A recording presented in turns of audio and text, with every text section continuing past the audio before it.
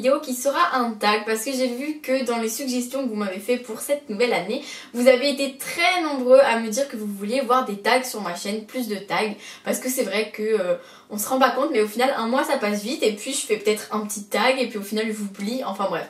Tout ça pour vous dire qu'aujourd'hui ce sera un tag et c'est un tag que j'ai découvert sur le blog de ma copine Agathe, le blog Rivière des mots. Elle m'a tagué pour le tag problème de lecteur que j'ai très envie de vous faire parce que les questions sont assez amusantes et j'ai hâte de savoir les réponses que je vais donner car je les ai survolées pour ne pas trop me préparer et pour pouvoir vous répondre un peu du tac au tac. Alors oui, ne vous inquiétez pas, c'est toujours moi, même avec les cheveux lisses, je suis toujours la même personne, même si je crois que ça change quand même beaucoup ma tête. Donc du coup je prends mon portable pour vous pour lire les questions et pour y répondre. Alors voilà, j'espère que ce petit tag vous plaira. En tout cas j'avais hâte de vous le faire. Première question. Tu as 20 000 livres dans ta pile à lire. Comment décides-tu de ta prochaine lecture? Alors, on va dire que ça dépend. Si jamais j'ai une pile à lire très urgente au niveau des services presse, ce sera forcément un livre au service presse, soit je déciderai par rapport au livre qui est le plus en retard, c'est-à-dire s'il y en a un qui a vraiment, ça fait 2 mois que je l'ai reçu, là je suis obligée de le lire parce que j'ai pas envie, c'est gênant vis-à-vis de la maison d'édition de le lire avec trop de retard, mais après si jamais j'ai aucun retard, qui sont tous au même niveau, je lis celui qui me fait le plus envie. Si j'ai besoin d'une lecture pas prise de tête, je prends un livre non prise de tête. Cachou! Si j'ai besoin d'une lecture qui soit plutôt justement où il faut réfléchir tout ça, ce sera vraiment selon mes envies. Si je n'ai pas de pile à lire d'urgence, je choisis ce que je veux, vraiment ce que je veux. J'ai envie de choisir tel livre par exemple, ce sera vraiment celui vers lequel mon cœur se portera. Et si jamais il y a trop de livres, alors je prendrai une photo et je demanderai à vous, mes abonnés, de choisir sur Facebook, sur Twitter ou sur Instagram. Décidément, ils vont finir par plus pouvoir... Oui, quoi? T'as pas envie? Non, tu veux pas tourner la vidéo, non. Toi, tu choisirais quoi comme lecture? Tu veux pas? Non. Il veut pas.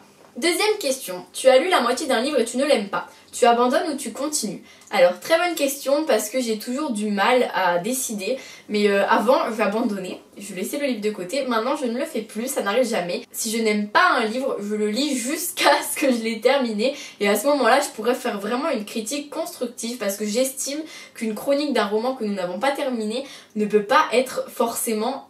réaliste sur le contenu du livre dans son ensemble. Voilà pourquoi je continuerai le livre. Après c'est vrai que si j'aime vraiment pas, bon si j'aime pas et que le livre fait 1000 pages, là peut-être que j'abandonne, mais en l'occurrence cette situation ne s'est jamais posée, donc heureusement d'ailleurs parce que je serais vachement gênée, mais quand c'est un livre de 300 pages, non j'abandonne pas, je me force parce qu'il faut aussi ne pas aimer certains livres, c'est comme ça. Troisième question, la fin de l'année approche et ton challenge Goodreads n'est pas fini. Est-ce que tu essayes de te reprendre et comment? Ce qui s'est un petit peu passé à la fin de l'année là parce que j'avais fait un challenge de 100 livres, ce qui était énorme, et j'avais lu 90 livres. Donc tout le mois de décembre je devais lire 10 livres, ce qui me paraissait totalement impossible parce que pour moi 10 livres c'est dans la période juillet-août que je suis capable de lire plus de 10 livres, mais un mois où j'ai beaucoup de travail, beaucoup de devoirs, de contrôle, c'est pas possible. Donc j'ai essayé de me ressaisir, je me suis dit bon allez on va pas entamer des gros pavés dont on n'est pas sûr, je vais vraiment entamer que des livres que j'ai envie de lire et des livres pas trop gros, donc à ce moment là je peux réussir à finir mon challenge. Mais bon après c'est vrai que j'essaye de pas me forcer parce que ça sert à rien de se forcer là au mois de janvier je n'ai absolument rien lu, pour l'instant 2 livres au compteur, ce qui n'est vraiment pas beaucoup, mais vous voyez je me suis pas forcée, j'ai lu un livre de 700 pages donc ce qui fait que ça m'a retardé, mais c'est pas grave, je me rattraperai en février avec mon challenge spécial. Quatrième question, les couvertures d'une saga série que tu aimes ne se ressemblent pas. Comment tu gères ça? Alors là j'ai l'exemple dans ma bibliothèque. Alors voilà, ça c'est ma saga Divergente, donc je peux vous dire que là on a l'exemple pur et dur, donc j'ai le premier tome de l'édition d'avant. Ensuite j'ai le deuxième tome qui est beaucoup plus gros, qui est de l'édition actuelle. Et j'ai le troisième tome qui est l'épreuve non corrigée. Donc du coup je me retrouve avec 3 romans qui n'ont même pas la même taille, qui n'ont pas la même couverture, jamais la même couleur et jamais le même format. Comment vous dire que c'est vrai que c'est assez embêtant dans la bibliothèque parce que ça fait absolument très moche. Mais après, ce n'est pas dramatique. C'est pas dramatique que les livres ne soient pas de la même couverture, de la même collection, que ça s'assemble pas. parce que bon ça arrive et puis voilà, faut pas en faire un drame quoi.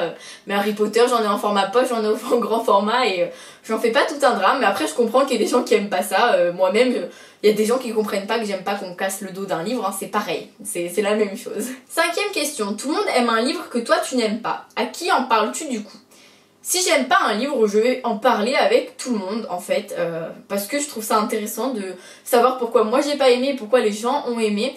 Ce qui arrive très rarement que moi je n'aime pas un livre. Après regardez, j'ai l'exemple, j'ai lu Dangerous Perfection d'Abbé Glynnes et je n'ai pas aimé du tout. Et toutes les chroniques qui sont arrivées en même temps que la mienne, parce que le livre n'était pas encore sorti quand je l'ai chroniqué, étaient positives. Donc du coup je peux vous dire que ça fait bizarre, on est là, on se dit mince, pourquoi je n'ai pas aimé? Donc c'est vrai que je ne l'ai pas aimé et du coup je suis allée sur les chroniques des personnes qui comme moi avaient un avis un peu mitigé et je leur ai laissé un commentaire à ces chroniques là parce que je trouvais que justement j'avais exactement le même avis. C'est vrai que du coup c'était plus délicat de laisser des commentaires sur les chroniques totalement positifs parce que moi je comprenais pas qu'on puisse trouver ce roman totalement positif. Après hein, chacun ses goûts, mais c'est vrai que du coup j'ai plutôt eu tendance à en parler avec les gens qui n'avaient pas aimé le roman. Sixième question, tu es en train de lire un livre dans un lieu public et tu sens que tu vas pleurer. Qu'est-ce que tu fais? Je suis du genre à ne jamais pleurer devant les autres. C'est super rare. Bon, devant les films, Nos étoiles contraires, en l'occurrence, j'ai pas pu me retenir, mais bon, ça, voilà. Mais sinon, en lisant un livre, si je pleure en lisant un livre, il faut vraiment que je sois seule, sinon je pleurerai pas. J'aurai quelque chose qui va me bloquer, j'aurai peut-être les larmes aux yeux, j'aurai la gorge toute nouée, mais je vais pas pleurer des larmes s'il y a des gens à côté de moi parce que, je sais pas, je fais un blocage. J'aime pas pleurer devant les autres et ça ne m'arrive jamais. Vraiment, les gens qui m'ont déjà vu pleurer peuvent dire « Ah, moi je fais partie des rares » parce qu'ils sont vraiment très rares, c'est vrai que j'ai tendance à plus vouloir pleurer toute seule. Donc du coup quand je lis un livre seul, là je vais laisser libre cours à mes larmes, mais dans un lieu public ça n'arrivera certainement pas. La suite d'un livre que tu aimes vient de sortir mais tu as oublié pas mal de choses. Que fais-tu? Tu relis le précédent, tu trouves un synopsis bien spoilant, tu pleures de frustration. Je pars du principe qu'en général quand je me souviens vraiment plus, ben, je prends le roman, je relis le résumé, donc comme ça j'ai un peu l'histoire qui se remet dans ma tête. Ensuite je lis la dernière page pour voir comment avait été terminée l'histoire, parce que c'est vrai que des fois je me souviens de toute l'histoire, mais alors la fin, absolument pas. Quand j'ai voulu revoir Le Diable, qui est la suite du jour où le diable m'a trouvé, je me souvenais plus du tout de la fin. Et du coup bah, j'ai relu les deux dernières pages, j'ai dû ressortir ma grosse épreuve non corrigée pour relire, pour me souvenir de quoi parlait l'histoire et à quel moment c'était arrêté. Et puis après en commençant le deuxième tome, bah écoutez j'ai été bien dedans, enfin, ça a remis les bases un peu et j'ai tout de suite compris où en était l'histoire. D'ailleurs je n'ai pas aimé ce second tome, donc au final j'aurais mieux fait de m'abstenir de lire la suite. Huitième question, tu ne veux pas prêter tes livres. Comment dis-tu non gentiment quand on te pose la question? C'est vrai qu'en plus je suis maniaque des livres, donc je prête rarement mes livres sauf à mes amis. Mais les gens qui me demandent comme ça, j'aurais tendance à leur dire non. La première excuse que j'ai déjà utilisée, c'est je dois le prêter. La dernière fois j'avais dit je dois le prêter à mon copain, donc du coup je te le donnerai après, comme ça la personne avec un peu de chance elle a oublié. Et sinon bah je dis que je suis en train de le lire, je dis que je l'ai déjà prêté, je dis que c'est ma soeur qui est en train de le lire, enfin bref, je trouve une petite excuse minable qui fait que du coup ben je peux réussir à m'en sortir et à ne pas le prêter à la personne. Ça fait vachement la fille méchante, mais bon c'est vrai que moi mes livres quand je les prête, je sais que même si je les prête à des gens de confiance, je vais jamais les retrouver en état parfait, parce que c'est comme ça. Mais c'est vrai que des fois on se demande ce que les gens font avec les livres, hein. Je veux dire ils jouent au foot, je sais pas, mais des fois on les retrouve dans des états, c'est assez incroyable quand même, hein. J'en ai, des fois je me demande ce que les gens ont fait avec et je me dis non je te prête plus jamais de livres, pas possible. Question 9. Tu as choisi et reposé 5 livres le mois passé. Comment gères-tu ta panne de lecture? Ça m'est jamais arrivé d'avoir une panne de lecture. Non, ça m'est jamais arrivé. Donc j'avoue que je sais pas comment je gérerais ça. Mais si ça m'arrivait, je me concentrerais sur lire des livres qui me font envie depuis longtemps. Là, dans ma bibliothèque, je sais que j'ai énormément de livres dans ma pile à lire, donc je sais que j'ai pas de soucis à me faire, il y a forcément des livres qui me font envie.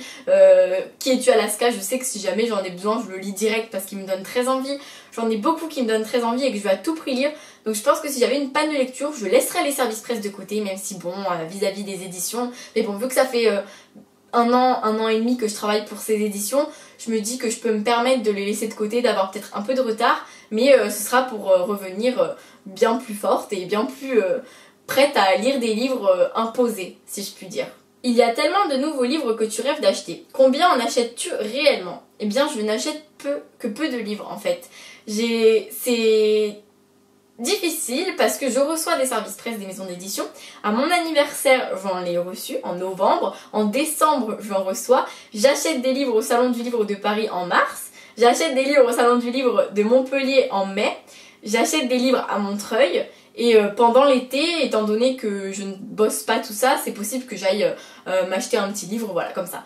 Donc j'achète beaucoup de livres aux grandes occasions, au salon, tout ça, mais sinon en général j'achète presque rien. C'est vraiment, quand il y a une sortie qui me tente vraiment, je vais l'acheter, mais c'est rare, c'est vrai que c'est rare.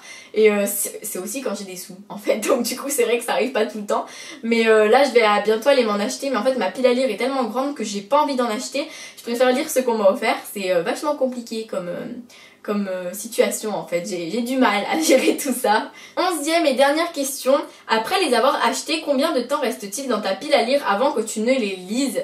Eh bien tout dépend, y a des livres que je vais acheter parce que j'ai besoin de les lire tout de suite.